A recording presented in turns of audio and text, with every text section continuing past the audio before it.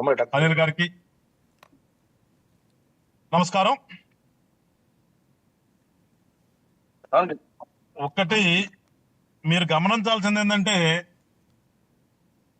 జనసేన కార్యకర్తలు గాని లేదంటే కూటమిలో ఉన్న వాళ్ళు గాని ఎక్కడికి పోలేదు.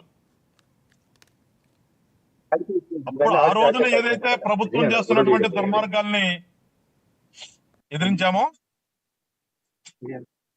ఇవాళ కూడా మేము ప్రభుత్వము వచ్చిన తర్వాత ప్రజలకు ఏ రకంగా ప్రభుత్వ సహాయ సహకారాలు అందాలనే ఆలోచనతో ఉన్నాం తప్పితే, ఆ రోజున మేమేదో వాళ్ళ మీద ఊరకన ఫైట్ ఏం చేయలేదు. మేము వాళ్ళు చేస్తున్నటువంటి అన్యాయాలను, అక్రమాలను ఎదుర్కొన్నాం. అంతేగాని మేమేదో ప్రతిపక్షం ఉన్నాం కాబట్టి చేయాలని మేము చేయలేదు.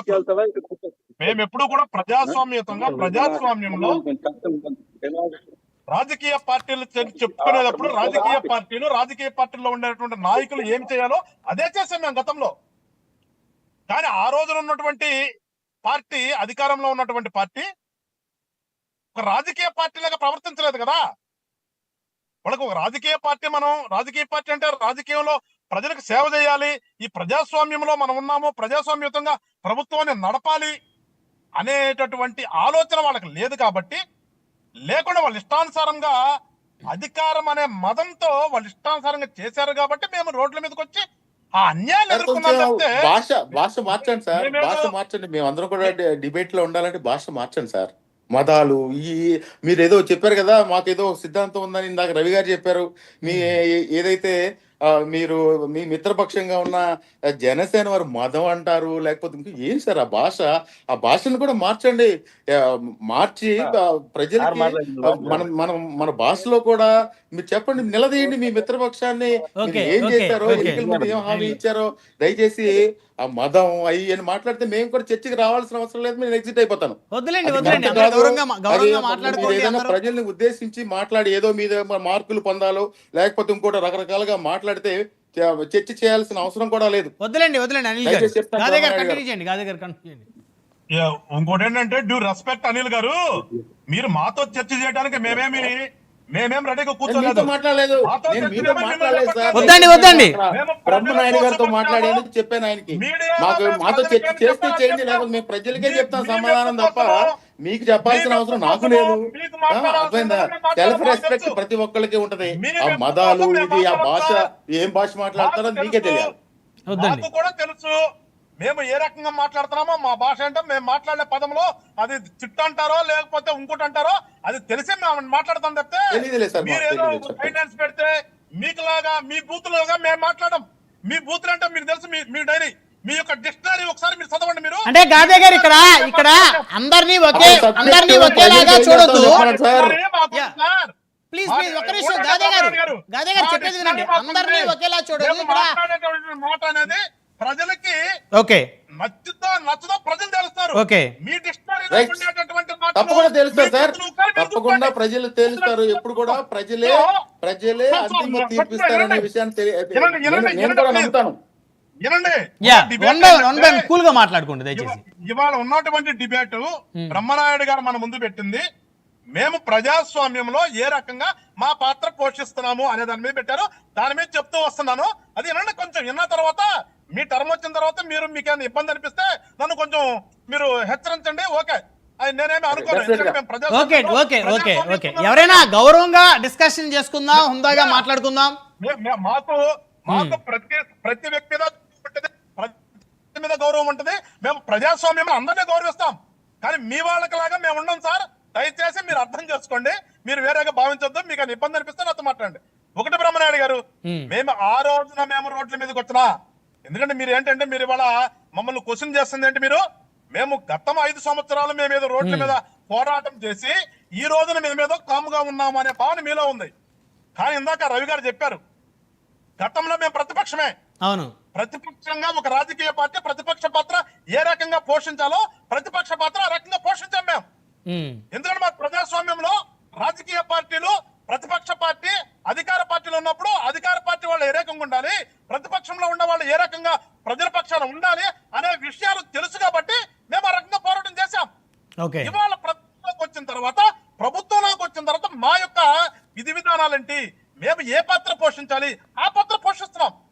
కానీ మాకు ప్రతిపక్ష హోదా ఇవ్వండి, ప్రతిపక్ష హోదా ఇస్తేనే నేను అసెంబ్లీకి వస్తాను, అంతవరకు మేము రాము అన్నటువంటి ఆలోచన మేము చేయట్లేదు కదా. వాళ్ళకిలాగా మేము మాట్లాడతలేదు కదా. మీరు అసెంబ్లీలో మాట్లాడాల్సినటువంటి మాటల్ని అసెంబ్లీలో వెళ్లకుండా, అసెంబ్లీలో మాట్లాడకుండా ఇవాళ రోడ్డుల మీదకి వచ్చి అసత్యాలు ఏ రకంగా మాట్లాడుతున్నారు మీరు మాట్లాడేటటువంటి అసత్యాలన్నింటినీ కూడా మేము లీగల్ గా నిరూపణ చేసి టైం తీసుకున్నా సరే ప్రజలకు అర్థమయ్యే విధంగా చెప్తామనే ఆ రోజున పాస్టర్ ప్రవీణ్ గారి ఏదైతే జరిగిందో మరణం, ఆ మరణం మీద అన్ని కూడా ఎవిడెన్స్ తీసి చూపించి ప్రజలకు చెప్పాం. అంతేగాని ఒక రోజు వచ్చి ఒకళ్ళు చెప్పారు, ఒక రోజు వచ్చి ఇంకోటి చెప్పారు, ఇవే కదా అసత్యాలు. ప్రజలు గారు ఏం మాట్లాడుతున్నారు? కాదు ఇక్కడ ఒకటి క్లారిటీ తెలియాల్సింది కాదే గారు. ఇప్పుడు అంటే వైఎస్ఆర్ కాంగ్రెస్ పార్టీ వాటన్నిటిని రాజకీయంగా వాడుకొని కూటమి మీదకి నెట్టింది అంటానికి ఆధారం ఏంటి? ఆ పార్టీ తరపు నుంచి ఎవరైనా ఎమ్మెల్యే మాట్లాడా, మాజీ ఎమ్మెల్యే మాట్లాడారా ఈ హత్యకి ప్రభుత్వానికి లేకపోతే కూటమి పార్టీలకి సంబంధం ఉందని? కదా, అవును కదా. అవును, జరిగినది ఏంటి? పాస్టర్ ప్రవీణ్ గారు హైదరాబాద్ నుంచి రాజమండ్రి వెళ్తూ మార్గ మధ్యంలో చనిపోయారు. అవును, చనిపోయిన విషయం తెలిసిన తర్వాత ఎట్లా చనిపోయారు అదే కదా. అవును, ఇన్వెస్టిగేషన్ అదే జరిగింది 15 రోజుల పైన. ఎవరు చూడలేదు, ఏ వ్యక్తి చూడలేదు. పాస్టర్ ప్రవీణ్ గారు ఏ రకంగా పడ్డారు, ఎట్లా చనిపోయారు అనేది ఎవరు చూడలేదు. అది ఒక సస్పిషియస్ మర్డర్ కాబట్టి సస్పిషియస్ మర్డర్ కింద రిజిస్టర్ చేసి పోలీసు వాళ్ళు ఇన్వెస్టిగేషన్ మొదలు పెట్టారు. ఈ లోపే ఏం చేశారు? ఔత్సాహికులందరూ కూడా రోడ్డు మీదకి వచ్చేసి ఇష్టానుసారంగా మతాల మధ్యన, కులాల మధ్యన తగులు పెట్టాలనే ఉద్దేశంతో రోడ్ల మీదకి వచ్చి ఎవరి ఇష్టం కాని వాళ్ళు డెమోల్ చేశారు. ఆ డెమోల్ చేసిన దాంట్లో ఎవరున్నారు? వైఎస్ఆర్ పార్టీ SCCL విభాగానికి సంబంధించినటువంటి క్రిస్టియన్ మైనారిటీ విభాగానికి సంబంధించినటువంటి నాయకులు కూడా దాంట్లో ఉన్నారు. వీళ్ళకి సపోర్ట్ చేసే నాయకులు ఉన్నారు. అందరు రోడ్డు మీదకి వచ్చారు. అందుకని మేమేం చేసాం? మేమే వీళ్ళకిలాగా ఊరికి మేము కూడా వచ్చి రోడ్డు మీదకి వచ్చేసి పోటీ ధర్నాలు చేయలేదు కదా. మేము చేయకూడదు కదా. మేము ఒక బాధ్యతటువంటి పదవుల్లో ఉన్నాం, బాధ్యతగా ప్రభుత్వం నడుపుతున్నాం. మేమేం చేయాలి? అప్పుడు దాన్ని ఇన్వెస్టిగేషన్ చేయాలి. ఆ పరంగానే పోస్ట్ మార్టం చేసిన తర్వాత గానీ ఆయన ఎక్కడి నుంచి బయలుదేరిన దగ్గర నుంచి ఉన్నటువంటి ఆధారాలన్నింటినీ కూడా సేకరిస్తే ఆధారాల్లో మనకు కనబడింది ఏంటి? ప్రవీణ్ గారు బైక్ వేసుకుని బయలుదేరటంతోనే మద్యపానం సేవిస్తూ బయలుదేరారు. మార్గ మధ్యలో పడిపోయారు. ఆయనంతటి కానీ ఎవరు ఎక్కడ కొట్టలేదు. ఆయనంతటి ఆయన బండి పడిపోవటము, దెబ్బలు తగ్గటము, బండి డ్యామేజ్ అవటము, అయినా కానీ ఆగకుండా 2 గంటలు పోలీసు వాళ్ళు పడుకోబెడితే అవన్నీ కూడా మనకి విజిబుల్ గా సీసీ కెమెరాలు వచ్చినాయి కదా. వచ్చినాయి కదా. ఆయన ఏ మందు షాపులోకి వెళ్ళారు, ఏ మందు కొన్నారు, అన్ని క్లియర్ గా వచ్చినాయి కదా. వచ్చిన తర్వాత ఎక్కడైతే ఉందో అక్కడే స్లిప్ అయిపోయారు, పడిపోయారు, చనిపోయారు. అవన్నీ కూడా పోస్ట్ మార్టం ఆధారాలు వచ్చినాయి. ఇప్పుడు ఏమంటారు అనిల్ గారు? ఒక రోజు ఒక రకంగా చెప్పారు, ఒక రోజు ఒక రకంగా చెప్పారు. ఇవే కదా వీళ్ళ దౌర్భాగ్యం. నేను అనేది అందుకే కదా మాట్లాడేది. వైఎస్ఆర్ పార్టీ చేస్తున్నటువంటి కుచిత మనస్తత్వాలు వాళ్ళు ఎందుకంటున్నాం మేము? ఎందుకు నేను అన్నమాట? ఇప్పుడు మీరు అసలు ఏమీ తెలియకుండా రోడ్డు మీదకి వచ్చేసి బురం వెళ్దామని ప్రయత్నం చేస్తున్నారు. పాస్టర్ ప్రవీణ్ గారు హత్య అయిపోగానే ఏదో ఒకటి చేయాలి. ఎందుకు ఏదో ఒకటి చేయాలి? ఇవాళ సిట్టు వాళ్ళ నాయకులు, పాత నాయకులు అందరినీ కూడా పిలుస్తుంది. విజయసాయి గారి దగ్గర మొదలు పెడితే, కసిరెడ్డి దగ్గర మొదలు పెట్టి, పెద్దిరెడ్డి రామచంద్ర దగ్గర మొదలు పెట్టి, మిథున్ రెడ్డి దగ్గర మొదలు పెట్టి అందరినీ కూడా సిట్టుకు పిలుస్తుంది. సిట్టుకు పిలుస్తుంటే ఏమైతే వీళ్ళకి కూడా తెలుసు. ఎందుకంటే వీళ్ళు చేసినటువంటి దురాఘాతాలు, వీళ్ళు చేసినటువంటి అవినీతి, వీళ్ళు చేసుకున్నటువంటి ప్రజల సొమ్ముని ఏ రకంగా దోశారో ప్రజలందరికీ తెలుసు. అవన్నీ కూడా లీగల్ గా పెట్టుకుని కూర్చుని లీగల్ గా ఎక్కడైతే నిరూపణ జరుగుతుందో కదా, దీన్ని ఏదో ఒక రకంగా డైవర్ట్ చేయాలి. అందుకని పాస్టర్ ప్రవీణ్ గారు అత్యధం ఏం చేశారు? పాపం వాళ్ళ కుటుంబ సభ్యులు మొచ్చుకుంటూ ఉంటారు. ఏమండి, మాదొక రెస్పెక్టెడ్ ఫ్యామిలీ, మమ్మల్ని మీరు రోడ్ వాళ్ళ మీద మాకు గౌరవం ఉంది, వాళ్ళు ఎంక్వైరీ చేస్తారు, మీరు ఎవరు మాకు సానుభూతి చూపించవలసిన అవసరం లేదని నిస్సిగ్గుగా చెప్పినా కానీ వీళ్ళకి సిగ్గు లేకుండా రోడ్ల మీద ఇంకా కూడా చేస్తానే ఉన్నారు. అది తేలిపోయింది, అది క్లోజ్ అయిపోయింది. ప్రవీణ్ గారు కేవలం మద్యం చేసి డ్రైవ్ చేయడం వల్ల పడిపోయి చనిపోయాడు అనేది క్లిస్టల్ క్లియర్ గా వచ్చింది. ఇది నిరూపితం అయిపోయింది. వెంటనే మళ్ళా ఈ షిట్కి ఏదో ఒకటి చూపించాలి కదా. ఏం చేయాలి? ఎక్కడో గోమాతలు చనిపోయినటువంటి బొమ్మలు పట్టుకుని రోడ్ల మీదకి వచ్చేసి దానికి ఇష్యూ నాది, అది ఇష్యూనా? నువ్వు గతంలో 2 పర్యాయాలు అదే టీటీడీ దానికి చైర్మన్ గా చేసినటువంటి వ్యక్తివి. అక్కడికి వెళ్ళి ఏం చేయాలో, ఒకవేళ సరిపోతే నిజంగా అక్కడ కనుక జరుగుతుంటే నువ్వు అక్కడికి వెళ్ళి కూర్చుని వాళ్ళని క్వశ్చన్ చేస్తే హక్కు నీకుంది కదా. వెళ్ళనివ్వలేదు కదా ఆయన వెళ్ళనివ్వలేదు కదా సార్. అవన్నీ వదిలిపెట్టి నాకు పేపర్ ఉంది, నాకు టీవీ ఉంది కదా అని చెప్పేసి 2 పేపర్ నిండా ఫోటోలు, నీ టీవీ నిండా ఫోటోలు వేసుకుని దాని మీద చర్చలు పెట్టి ఏదో జరిగిపోతుందని చెప్పేసి బురద జల్లే ప్రయత్నం ఎందుకు చేస్తున్నారు మీరు? ఈ సిట్టుని డైవర్ట్ చేయడానికి. మేము డైవర్ట్ కాదు, చిట్టును డైవర్ట్ చేయడానికి మీరు ఓకే చేస్తున్నటువంటి ఓకే పని. ఓకే దాని మీద మేమేం చేయాలా? ఏమి స్పందించాలి? మేము బాధ్యత గల్లా ఒక సో రాజకీయ పార్టీ. సో వాళ్ళు ఏ ఆరోపణ చేసినా ఇన్వెస్టిగేషన్ రూపానే సమాధానం చెప్తుంది కానీ ప్రభుత్వం స్పందించారంటారు.